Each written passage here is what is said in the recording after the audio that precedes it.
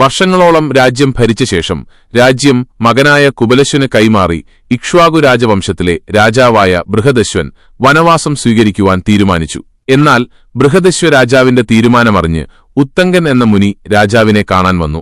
ഇപ്പോൾ വനത്തിലേക്ക് പോകരുത്, ഉത്തങ്കൻ രാജാവിനോട് പറഞ്ഞു. എന്റെ ആശ്രമം സമുദ്രതീരത്താണ്. എല്ലാ ദിശകളിലും മണൽ നിറഞ്ഞതാണ്. ധുന്തു എന്ന ശക്തനായ രാക്ഷസൻ മണലിനടിയിൽ താമസിക്കുന്നു. അവനെ കൊല്ലാൻ ദേവന്മാർക്കുപോലും കഴിഞ്ഞിട്ടില്ല. വർഷത്തിലൊരിക്കൽ ധുന്തു ശ്വാസം പുറത്തുവിടുന്നു. ഇത് വലിയ മണൽക്കാറ്റും പൊടിയും ഉയർത്തുന്നു. ഒരാഴ്ച മുഴുവൻ സൂര്യൻ പൊടിയിൽ മൂടപ്പെട്ടിരിക്കും.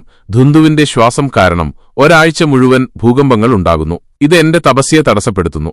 ധുന്തുവിന്റെ പ്രവൃത്തിയിൽ അസ്വസ്ഥനായ ഞാൻ ഭഗവാൻ വിഷ്ണുവിനെ തപസ് ചെയ്തിരുന്നു. ഇതിൽ സന്തുഷ്ടനായ വിഷ്ണു തന്റെ ശക്തിയുടെ ഒരു ഭാഗം ഇക്ഷ്വാകു രാജവംശത്തിലെ രാജാവിൽ നിക്ഷേപിച്ചിട്ടുണ്ടെന്നും ആ ശക്തി പ്രയോജനപ്പെടുത്തി ധുന്തുവിനെ വധിക്കാൻ സാധിക്കുമെന്നും അരുളി ചെയ്തിട്ടുണ്ട്. താൻ തീരുമാനിച്ചതുപോലെ വനത്തിലേക്ക് തന്നെ പോകും. തന്റെ മകൻ കുബലശ്വന് ധുന്തുവിനെ കൊല്ലാൻ കഴിയും. ബൃഹദശ്വൻ ഉത്തങ്കനോട് പറഞ്ഞു.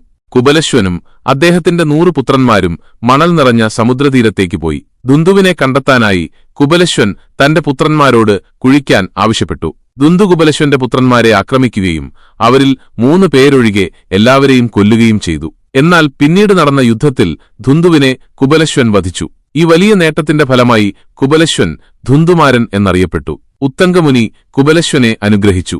മുനിയുടെ അനുഗ്രഹത്താൽ കുബലശ്വന്റെ മരിച്ച പുത്രന്മാർ സ്വർഗ്ഗത്തിലേക്ക് പോയി.